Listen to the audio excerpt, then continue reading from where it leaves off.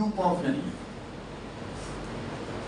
Loop of Henley, कहीं कहीं Henley loop लिखा हो, कई जगह लूप ऑफ हेनली लिखा हो, तो कंफ्यूज मत करिए। इसके बारे में एक लाइन आपके पास है, मैं नहीं लिखूंगा भैया। हेयर पिन शेप स्ट्रक्चर या U shape always present in the medulla, having the descending limb and ascending, ये तो आपके पास है। बस हमने जो डिजाइन बनाई वो डिजाइन आपको दिखा दी कि भाई जो मोटा मोटा बनाया है ये क्यूबॉइडल है, और जो पतला पतला बनाया है वो स्क्वैमस। ये लिख ले दीजिए हमको कोई कि भैया ये वाला जो है इनको दिखा दें और इन्हें कह देंगे ये क्यूबॉइडल है, और जो पतला पतला दिखाया है इसे स्क्वैमस कहते हैं। ज्यादा जगह नहीं ले रहा हूं मैं, तो पूरा लिखना चाहिए था सिंपल स्क्वैमस एपिथेलियम। क्योंकि आपके डायग्राम में ऐसी फोटो बनी है, इससे मैंने चाहा कि एपिथेलियम भी समझते चले। सर इतना ही क्यों, इनको भी क्यूबॉइडल बना लीजिएगा तो असीम शांति मिलेगी आपको, पूरा नेफ्रॉन का एपिथेलियम बना देगा, पता नहीं चला। Inner wall podocyte, outer wall बता ही नहीं, squamous. PCT cuboidal with microvilli, loop of Henle में डिसेंडिंग लिंक क्यूबॉइडल और squamous, ascending limb squamous and cuboidal. PCT DCT में सिर्फ क्यूबॉइडल माइक्रोबिलाई में हो गया पूरा नेफ्रॉन। लेकिन ये महत्व आपको यहाँ नहीं मिलेगा, ये महत्व मिलेगा एपिथेलियम। चलिए अब जरा नीचे आ जाए, ये तो कॉर्टेक्स वाले हिस्से में होता ही नहीं। लूप ऑफ हेनले जब भी पाया जाता है हमेशा बढ़ता है। अब इसका एक सवाल देखिएगा, जो आप टोटल रीअब्जॉर्प्शन पढ़ रहे हो, अगर टोटल ओवरऑल पढ़ा जाए, यस टोटल रीअब्जॉर्प्शन, तो एक पॉइंट तो आपने कह दिया 70 से 80% जो रीअब्जॉर्प्शन है वो पीसीटी में है रफली। फिर और जान लीजिए 10 से 15% जो रीअब्जॉर्प्शन है वो है डीसीटी, अभी पढ़ाया नहीं। फिर 8 से 10% जो रीअब्जॉर्प्शन है वो लूप ऑफ हेनले। यानी एक समरी का पॉइंट हुआ कि मिनिमम रीअब्जॉर्प्शन कहां होता है, लूप ऑफ हेनले। कितना भी सिखा के बच्चे को भेजो, लेकिन जब एग्जाम में सवाल आता है मैक्सिमम पानी का एब्जॉर्प्शन कहां होता है, कहता है लूप ऑफ हेनले। ये सब गाइड से बायस से सवाल हैं, बिना समझे हुए जब बच्चा याद करके बैठा होता है तो ऐसी स्वाभाविक गलतियां हो जाती हैं। 8 से 10% है, इस पे ज्यादा मोहब्बत है, और 70 से 80 नहीं दिखता। इतनी कहानी सिखाई वो भी नहीं दिखता, कहता है loop of Henley maximum reabsorption. तो आपके लूप ऑफ हेनले में मिनिमम रीअब्जॉर्प्शन, तो इसकी पहली लाइन देखिए, आपके एनसीईआरटी में भी लिखी है reabsorption is minimum, reabsorption is minimum।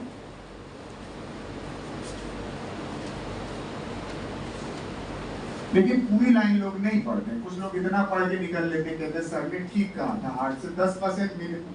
आगे देखिए क्या लिखा होगा, इन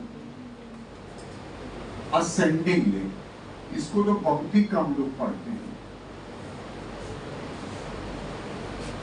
या तो गलत याद करते हैं या सही याद करते हैं, तो आधा याद करते हैं, कहते हैं सर लूप ऑफ हेनले में मिनिमम रीअब्जॉर्प्शन। उसमें भी अगर देखिए तो असेंडिंग लिंब में मिनिमम रीअब्जॉर्प्शन है सिर्फ 8 से 10%। अब इसका एक पॉइंट और लिखा, वो थोड़ी समझने में कठिनाई, मैं लिख दूं पहले फिर समझाऊं। लिखा है दिस रीजन, दिस रीजन का मतलब असेंडिंग लिंब जिनकी बात कर रहे हैं, this region is responsible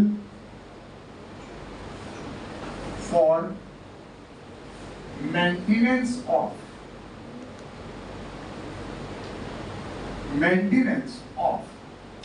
high osmolarity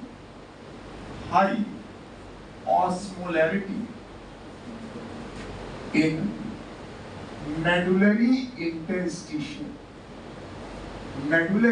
interstitium. ये जो असेंडिंग लिंब का जिक्र कर रहे हैं, आप कह रहे हैं रीअब्जॉर्प्शन मिनिमम होता है, तो लोग कहें जब रीअब्जॉर्प्शन होता है तो काम बताओ फिर एक तो कह रहे हो कम है, फिर महत्व बताओ। तो महत्व बता रहे हैं कि इसका काम होता है हाई ऑस्मोलरिटी को बनाए रखना, मेडलरी इंटरस्टिशियन। लेकिन इसको समझना होगा, या तो याद कर लीजिएगा, मतलब अगर आप समझने में कमजोर हैं। अब टॉपिक छोड़ दे रहे हैं हम। पहले शब्द जानिए, व्हाट इज द ऑस्मोलरिटी। तो हमारे शरीर में यहां से लेकर इस हेड से लेकर टू तक बहुत प्रकार के बॉडी फ्लूइड है। ब्लड भी एक फ्लूइड है, सीरम भी एक फ्लूइड है, सीमेन भी एक फ्लूइड है, और स्वेट भी एक फ्लूइड है, सलाइवा भी एक फ्लूइड है, गैस्ट्रिक जूस भी एक फ्लूइड है। यानी ऊपर से लेकर नीचे तक कोई भी फ्लूइड आप पढ़िएगा, उसकी ऑस्मोलरिटी ईश्वर ने फिक्स कर रखी है, सबकी फिक्स कर रखी है, and that is 300 milliosmol per line. देखिए ऑस्मोलरिटी, ये मैं बीच में जोड़ रहा हूं इस लाइन को समझाने के लिए। ऑस्मोलरिटी ऑफ बॉडी एकदम फिक्स करके रखिए, 300 मिली ऑस्मॉल प्रति, क्या लिखा है, लीटर लिखा है तो मोलैरिटी है। अगर प्रति किलोग्राम लिखा होता तो मोलैरिटी होती। इसीलिए तो भैया हम लोग ऑस्मो रेगुलेटर हैं, हम ऑस्मो रेगुलेटर कहलाते हैं कि हमारी ऑस्मोलरिटी फिक्स होती है। जैसे हम थर्मो रेगुलेटर हैं, हमारा बॉडी टेम्परेचर फिक्स होता है। थोड़ा बहुत 19-20 हो जाए तो वो चिंता का विषय नहीं। मीन्स अगर कभी ऑस्मोलरिटी 280 हो जाए तो थोड़ी देर के अंदर 300 हो जाएगी, और अभी कभी 310 या 320 हो जाए तो फिर 300 हो जाएगी। ये ऑस्मो रेगुलेशन। तो भैया ईश्वर ने बना के दे दिया, लेकिन ईश्वर को लगा कि सर कुछ और भी करना है, एक एक्सेप्शन दिया। और वो एक्सेप्शन अगर ना दिया होता, सर जमीन पे आप खड़े होने लायक नहीं थे, उसी पानी में रहते अपने मछली के साथ। जो एक्सेप्शन दिया, इसी वजह से आप जमीन पे खड़े होने लायक हो पाए। देखिए कैसे, यस, ऑस्मोलरिटी ये एक्सेप्शन है of kidney medulla is exceptionally 600 to 1200 मिली ऑस्मॉल प्रति लीटर। ये एक्सेप्शन है। दूसरा, ये अगर आप सीख गए तो अगला टॉपिक आपको आधा अभी समझ में। अगला टॉपिक है concentration of urine.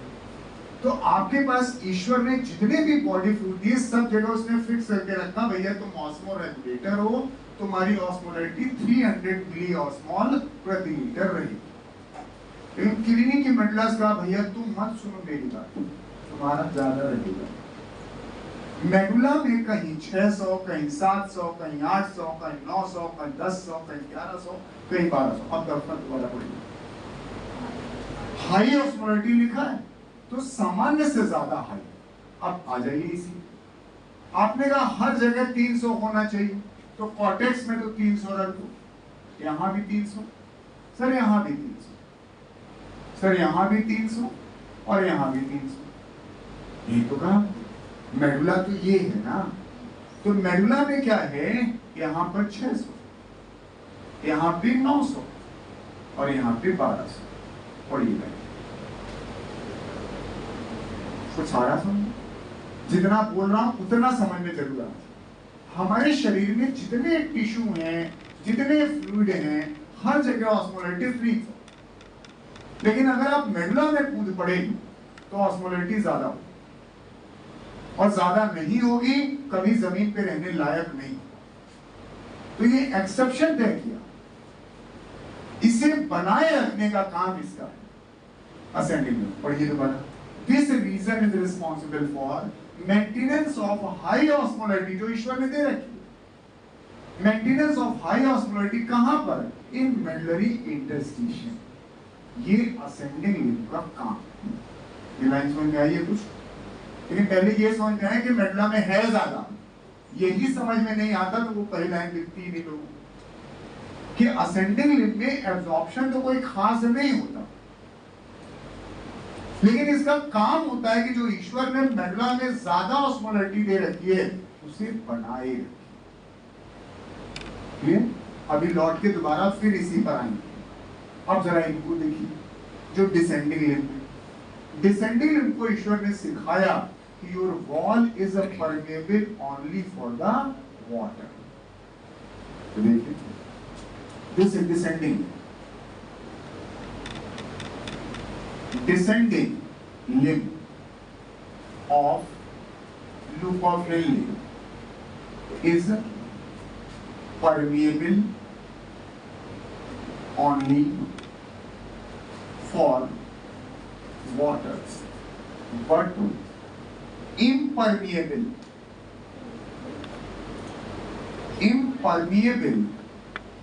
for electrolyte। Permeability तो समझते हैं ना, पारगम्यता। This is coaching is a permeable for those student who are student of this coaching. Gate पे खड़े होकर के दो लोग खड़े रहते हैं, वो पारगम्यता ही तो चेक करते हैं कि आई कार्ड दिखाओ, अगर आई कार्ड है तो you are valuable to enter, I card नहीं तो बाहर खड़े रहो, नहीं जाने देंगे। यही पारगम्यता कहना है कि किसको अलाउ करना और किसको नहीं करना है। तो जो डिसेंडिंग लिम्ब है दैट इज अ पारगम्य है, परमेबल है ओनली फॉर वाटर। तो भैया चलो नीचे, अब वाटर तो किस पेन से बना है? ब्लू पेन से। तो भैया यहां से जैसे नीचे आ पाओगे तो पानी निकलना शुरू, देख लीजिए पानी नीचे आने लगेगा। यहां पे जरा फिल्ट्रेट बताइए, ऑस्मोलैरिटी कितनी है? 300। और अब जब आप जैसे जैसे नीचे जा रहे हो खाली पानी ही तो निकलना है, तो पानी निकलेगा। तो बताएं फिल्ट्रेट की ऑस्मोलैरिटी क्या होगी, बढ़ेगी या घटेगी? बोलो, बढ़ेगी। किसी भी सॉल्यूशन से खाली पानी निकालोगे तो सांद्रता बढ़ेगी कि नहीं बढ़ेगी? सर ये जैसे जैसे फिल्ट्रेट नीचे की तरफ जा रहा है, सर पानी पानी पानी अब्सॉर्ब कर रहा है, दैट मींस फिल्ट्रेट को क्या कह रहा है? और वही फिल्ट्रेट आगे चल के यूरिन बनेगा। इसका मतलब this loop of Henley is responsible for concentration of urine, यानी कंजर्वेशन ऑफ वाटर। जो आपके पास यहाँ कहा जा रहा है descending loop of Henley is permeable only for the water. It means हुआ कि जैसे ही फिल्ट्रेट डिसेंडिंग लिम्ब में नीचे जाएगा वो कंसंट्रेट होता चला जाएगा। यहां तक मैंने मान लीजिए 4 मॉलिक्यूल अब्सॉर्ब किया, अगर यहां के बजाय यहां तक होता तो 6 मॉलिक्यूल अब्सॉर्ब करता, यहां तक होता तो 8, यहां तक होता तो 10। इस मतलब जितनी बड़ी लूप ऑफ हेनले होगी उतना ज्यादा पानी अब्सॉर्ब करेगी। तो this loop of Henley is responsible for what? Concentration of filtrate. आगे चल के यूरिन क्या लीजिएगा, तो ये पॉइंट जोड़ दे रहे हैं, डिसेंडिंग लिम्ब या बोलिए loop of Henley is responsible for concentration of filtrate, जिसे आगे चल के आप यूरिन बनाएंगे। अभी तो हम फिल्ट्रेट ही कह रहे थे। जितनी बड़ी लूप ऑफ हेनले होगी उतना ही तो पानी का कंजर्वेशन करेंगे, उतना ही पानी का कंजर्वेशन कर पाएंगे। इससे जैसे ही जमीन पे हमने कदम रखा पानी से निकल के ईश्वर ने लूप ऑफ हेनले दी। मछली अगर आप कभी पढ़ते सर मछली के नेफ्रॉन में कभी लूप ऑफ हेनले नहीं, जरूरत नहीं, क्या जरूरत है पानी कंजर्वेशन करने की? सपूनी फिशर्स में जाके देखा, ये अमोनोटेलिज्म लिख के आए क्या। तो इसका यही काम हुआ कि डिसेंडिंग लिम्ब में से पानी पानी पानी पानी अब्सॉर्ब होगा। अब सर एक दिक्कत और पूछा जाता है कि नेफ्रॉन का कौन सा हिस्सा ऐसा है जहां मोस्ट कंसंट्रेटेड फिल्ट्रेट पाए जाए? Tip of loop of Henley, यहीं पर that is the most concentrated filtrate. सबसे ज्यादा कंसंट्रेशन यहीं पर पाया जाता है। अब इतनी बड़ी है तो आपके पास जगह हो तो नीचे और बनाओ और कंसंट्रेट कर दो। कभी इकोलॉजी में आप पढ़िएगा, एक एग्जांपल है कंगारू रैट, उसकी लूप ऑफ हेनले बहुत बड़ी है। रेगिस्तान वाले जितने जानवर हैं सबके लूप ऑफ हेनले बड़ी कंजर्वेशन। पानी को कंजर्व कर रहे हैं और जितना पानी को कंजर्व करेंगे उतना ही यूरिन कंसंट्रेट हो जाएगा। Loop of Henley conserve water. अब वही सवाल दोबारा बोलिए, अगर लूप ऑफ हेनले को काट के निकाल दिया जाए तो यूरिन की सांद्रता पर क्या प्रभाव पड़ेगा? डाइल्यूट हो जाएगा। जबकि ये बहुत पानी एब्जॉर्ब नहीं करता, ज्यादा तो ये एब्जॉर्ब करता, लेकिन इसका कोई रोल नहीं है कंसंट्रेशन। कंसंट्रेशन में सिर्फ इसी का रोल है। बेसिक सवाल समझ आया? लूप ऑफ हेनले लंबी कर दी जाए तो यूरिन कैसा होगा? और कंसंट्रेट हो जाएगा। लूप ऑफ हेनले छोटी कर दी जाए तो यूरिन कैसा होगा? डाइल्यूट। ये तीनों सवाल आते हैं। यही सवाल खींच के लोग पीसीटी में लाए, जो गलत होने लगा, क्योंकि लड़के को याद था काट दोगे तो कंसंट्रेट हो जाएगा या डाइल्यूट हो जाएगा। हर जगह थोड़ी ना, उसका बेसिक फंक्शन का। क्लियर? आप समस्या देखिए, ये समझ आ गया ना? अब देखिए ईश्वर ने क्या किया था, यहाँ 600 बनाया था, यहाँ उसने 900 दिया था और यहाँ तुम 1200 दिए थे। अब दिक्कत क्या हो रही है कि जब आप पानी एब्जॉर्ब कर दोगे तो अंदर तो सांद्रता बढ़ेगी, लेकिन बाहर बोलो कम हो जाएगी। किसी मिलन में पानी मिलाओगे तो सांद्रता तो घटेगी ना, डाइल्यूट हो जाएगा। और ये हो जाएगा 599, 598। और हमें क्या करना है? मेंटेन रखना है। हमने कहा भैया ऐसे तो ना चलेगी।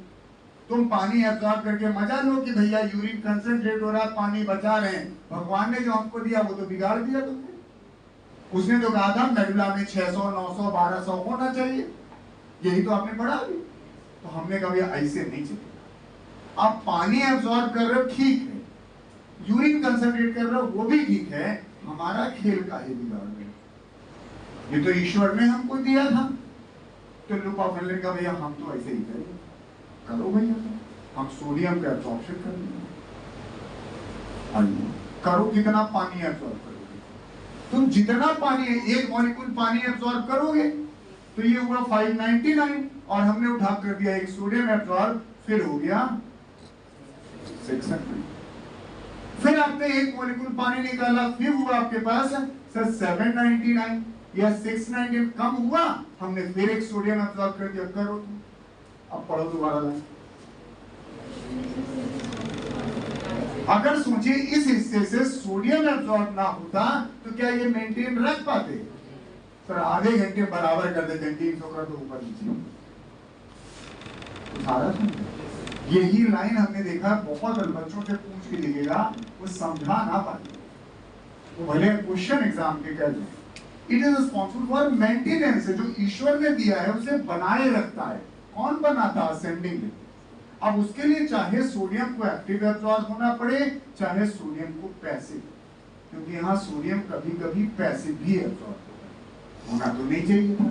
आप तो पढ़े तो सोडियम हमेशा एक्टिव एब्जॉर्ब होता है, लेकिन सर यहाँ पैसिव भी, वो भी बच्चे बता देते हैं। अब आप सोचिए अगर नीचे जाने पे जाकर पानी पानी पानी एब्जॉर्ब कर रहे हैं तो बाहर की सांद्रता घटने लगेगी ना, तो हाई कंसंट्रेशन से लो कंसंट्रेशन आसानी से पैसिवली आएगा कि नहीं आएगा? तो इसीलिए शुरू में वो पैसिवली आता है। अच्छा जब ये आएंगे तो इनके बगल में क्लोराइड आयन तो बड़े प्यार मोहब्बत से खुद ही चला आता है। जब कीटायन आएगा तो एनायन तो आना ही पड़ेगा ना। ये क्लोराइड है।